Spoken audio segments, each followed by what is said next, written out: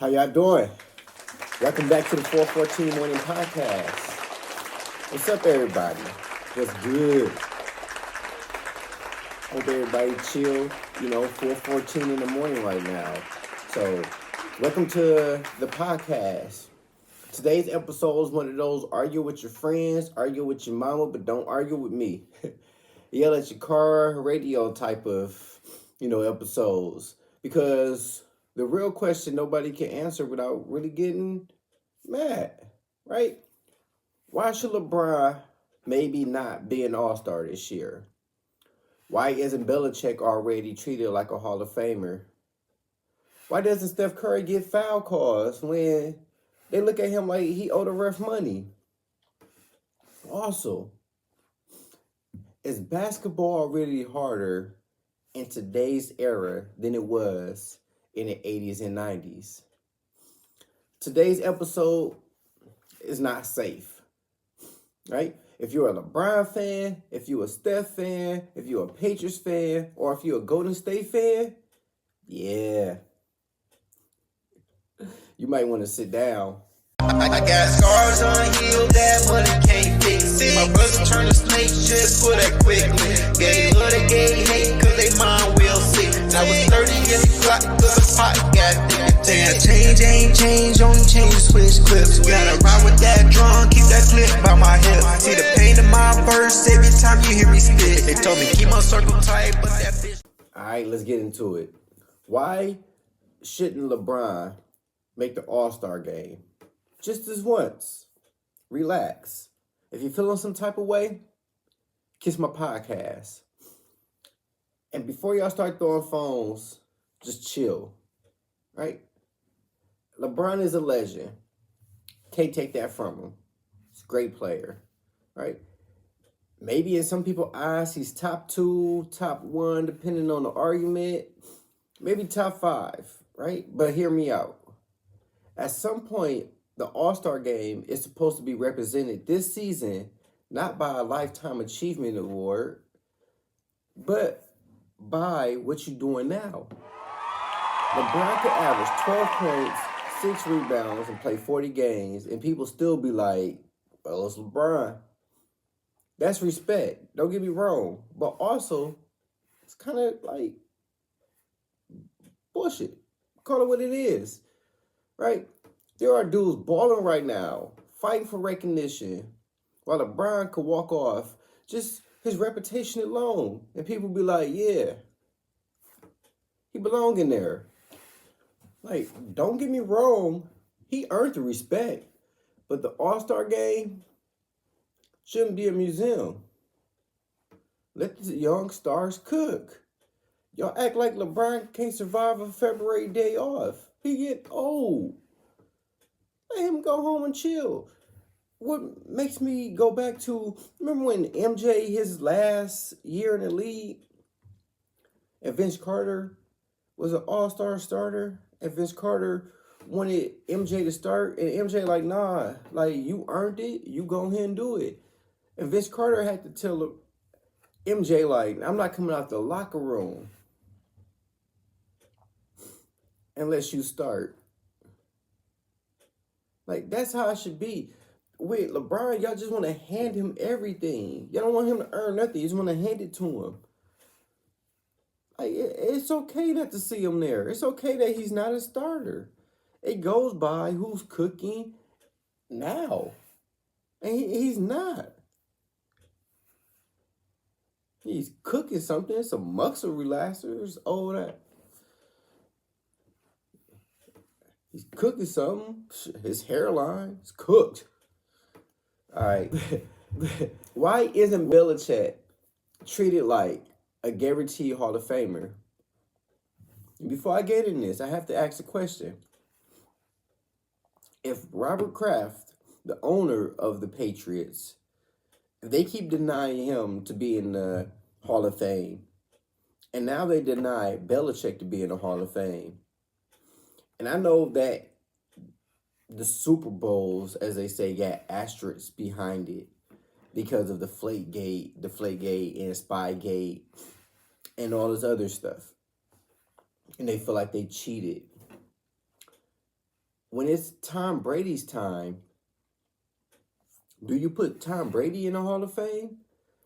I'm just asking the question because if the owner can't go in there and if the coach can't go in there, why put the player in there? Like, make that make sense. And make the sense make that. Because it don't make none. And I know some of y'all are getting offended. Kiss my podcast. And I know you're going to say, well, he went with the Buccaneers and he also won.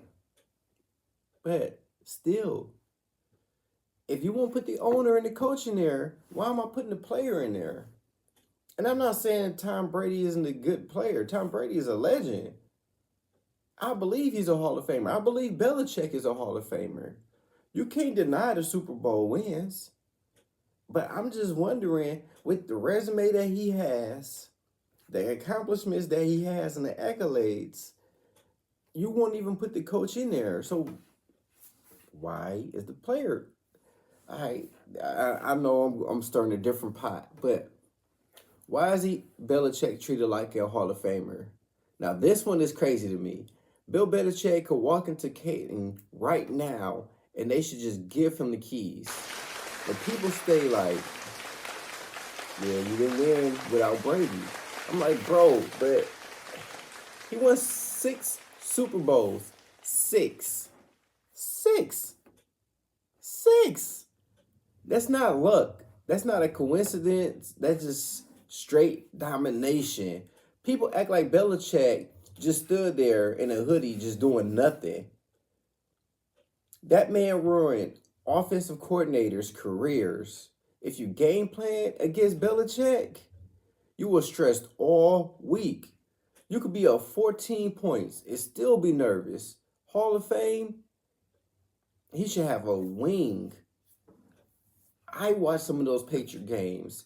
They're not pretty to watch, ugly at times, but you already knew if they had the ball at the end, Patriots was winning the ball.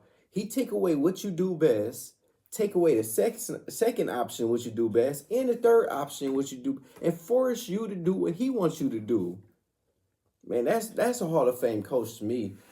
Belichick, I know you ain't listening, but you should be in the Hall of Fame.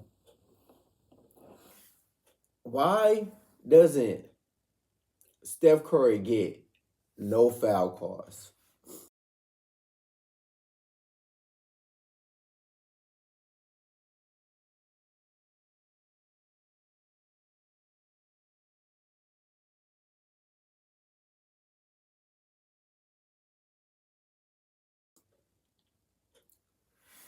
I'm trying to figure out why they treat him like he's a rookie. Like, he doesn't benefit from the superstar whistle at all. I've watched several games, especially this year, where they grabbing them, they pulling them, and the referee is just right in front, just allowing it to happen. I'm trying to figure out what is going on. Like, why isn't he getting any calls? They officiate him like he's a big man in the paint.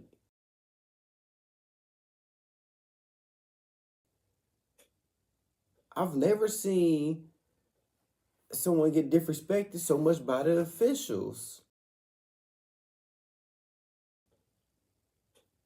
Nobody comes to the arenas to see Steph getting grabbed and pulled. Like, we watch TV to see him put on the shirt. The greatest shooter the guy has ever created. We want to watch him put on the show. And despite not getting the calls, man is still putting up 28 a game. Still an All-Star. Still a Hall of Famer. Imagine his career with more free throws. I'm just trying to figure out, why does Steph Curry get no foul calls?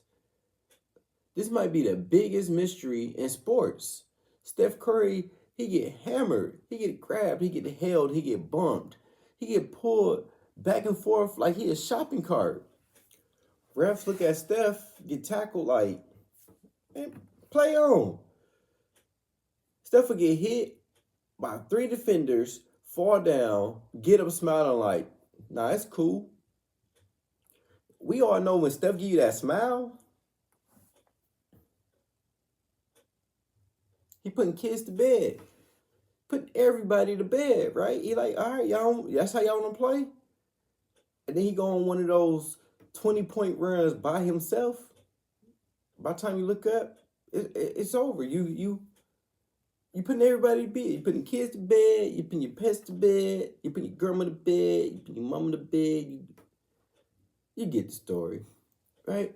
Meanwhile, somebody else, they breathe on near a superstar, and the whistle, it sound like just alarm. They just can't stop blowing the whistle, right? Steph changed basketball, but the refs treat him like he a role player.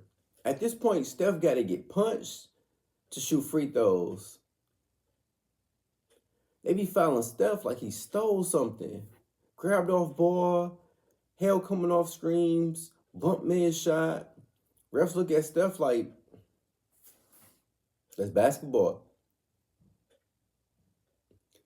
Steph got to get hit by a folding chair just to shoot some free throws. Let somebody else get lightly brushed. Whistle. Steph, we can say he changed basketball forever. And a lot of people don't like that because they think he was responsible for a lot of people shooting threes. My thing is, just because you can do it doesn't mean everybody has to do it. A lot of people want to blame Steph for introducing the league to all these threes and stuff, but that's not true. Everybody can't be Steph. You still have to be your own player. Yeah, he made the 3-ball look fancy. Now, nobody, you notice they don't even post dunks no more. Now it's, okay, can I get this 3 off? Now it's about doing this move. People, highlights are crossover, boom, hitting these threes now. We can say that was because of Steph. But my thing is, if you don't have the personnel, you shouldn't do it. It's okay to shoot the mid-range. Most efficient shot in basketball. And I know you shoot more threes, it's average out the analytics. Threes are more than twos and everything. But, hey, while everybody's spaced out, mid-range is available. Look at some of the most efficient scorers. Middies. But I ain't going to tell you how to play basketball. That ain't what I'm here for. Right? At this point, I just would like for Steph to get the benefit of the superstar whistle. That's all I'm saying. Leads me to this question. Is basketball harder now? Or was it harder in the 80s or 90s? Yes. This argument never ends. Older players be like, we played real basketball.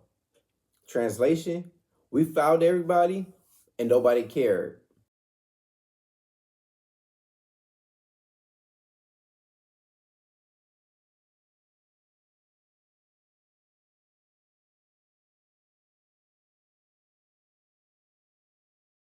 And nobody stopped us. And let's be honest, I've watched some of these highlights. People getting clotheslined out the air. They go do coke. When I say coke, I ain't talking about cola.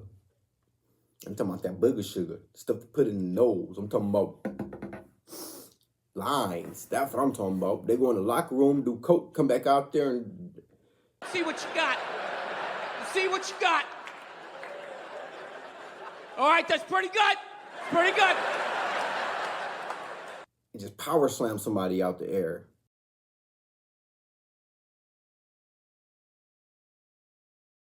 I would rather play in today's generation where I could just run up and down and just space the floor. Versus that, nah, I ain't going against that. Like, to me, that's more brutal. You imagine going up for a layup and right out, somebody just clip your legs right from behind you.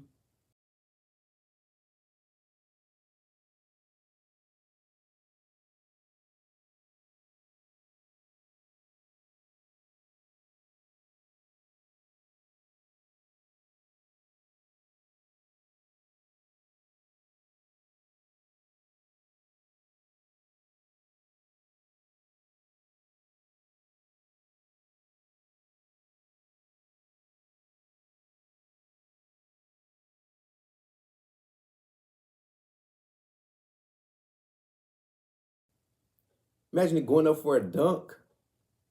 You got 3 or 4 people that's knocking you out the air every single time, and the referee looking at you like you ain't bleeding. Get up.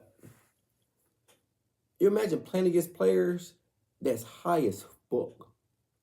They're just high and they're just super energetic. You imagine playing against somebody like that?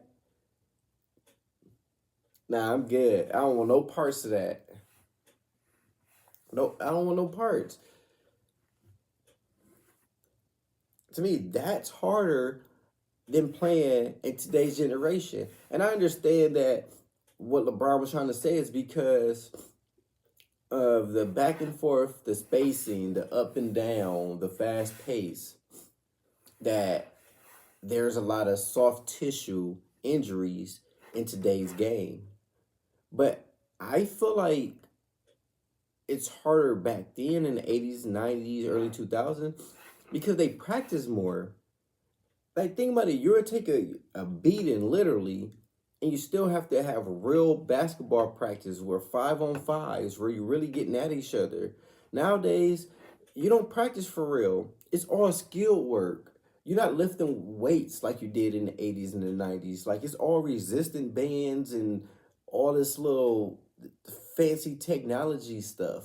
Like, back then, you had real practices. You didn't have, okay, you just want your knee hurt. Okay, take 2 or 3 days off.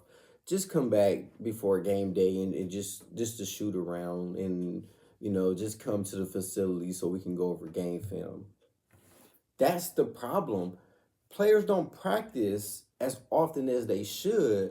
Like, not just practice, like real practice. Because you telling me I play Monday, and then I don't step on the court again Friday, and all of a sudden I think that I'm going to run up and down the floor. And I don't care how much you try to run up and down the court in practice, you can't emulate. You can't simulate, right? You cannot simulate the unexpected turns and twists and cuts that you would do on defense and on offense. I don't care how much you run up and down the court. That's something that you can't imitate, right? So when you practice for real, your body is used to turning a certain way, cutting a certain way. Your body is used to that. Like, but if you only do that every 4 or 5 days and stuff, that's to me where the soft tissue issues come in hand at, because you're not really practicing. Your body is not used to doing certain things. And then when you try to make a certain cut, your body like, nah, bruh, not today. To me, that's why a lot of the injuries are really happening. You're not really strengthening your core and nothing. You're using all these resistant bands and all these weights that got water, and like you're not really doing nothing. You're out there finessing. That's it. Your body's not used to that. And then now players are more lean and stuff. So your body can't even take what you're trying to do. If you look at the 80s, 90s, early 2000s, they had more muscle. So they was able to absorb the contact. They was able to be prepared for an 80-plus game. These players aren't prepared for that right now. And then you got days where you just say, today is my chill day. I'm not even going to play. Today my chill day. That's the reason why you see players like Tatum, Halliburton, Steph now with the knee issues. Steph, like KD, Giannis with the calf injury. Like, now you see more calf injuries that's leading to Achilles injuries nowadays. The players, they don't do what they're supposed to do to take care of their bodies. Yeah, they do these chambers and all this, new sports medicine to help them heal faster and play longer. But they get injured more. So if you take account the injuries versus how much they really play, yeah, you playing longer because you injured more. So the players not even playing 4 seasons. So when we look at longevity, but we take away the games missed, those 20 seasons are really like 15 seasons. Yeah, it look good on paper, but you're not fooling me. It was more physical. Now, more skilled. Today's players, they're faster, they're stronger, they're smarter, shooting from the logo. You got to guard their entire floor now. The 90s, if you couldn't shoot, cool. You just stay in the paint. Today, you can't hide. Different eras, different challenges. But harder?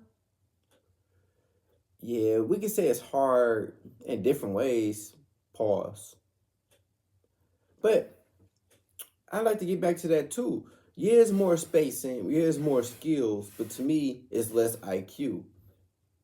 In today's generation, it's easy to hard it's easier to hard to action because you really have to only stop 1 or 2 superstars. Whereas back then, yeah, you had that one star, but you had a complete team. And anybody that play basketball will tell you it's easy to stop 1 or 2 stars than it is to stop a team. We can scheme on how to beat 1 or 2 superstars. They eventually got to miss. They not going 100 from the field. They got to get subbed out, right? But if you were a team, yeah, that's way harder to beat, in my opinion, right? So LeBron's take on is it harder now? And honestly, I don't know. He might be right. There's more games, more travel, more camera. In the 90s, if you had a bad game, only the arena knew. Now, you miss a layup, and it's a meme in 4K. You can't even struggle privately anymore. The pressure alone is just insane. If you have a bad game now, you're a viral clip. In the 90s, you had a bad night, only the arena saw it. Now you got X, you got TikTok, you got podcasts, you got memes, you miss a dunk. That's your personality for a week. So yeah, the game changed. Still tough, just louder. I think the 80s and the 90s and the 2000s is harder.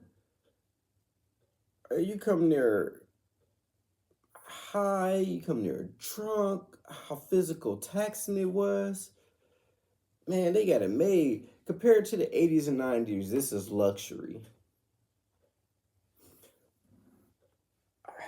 I'm looking at the trade deadline.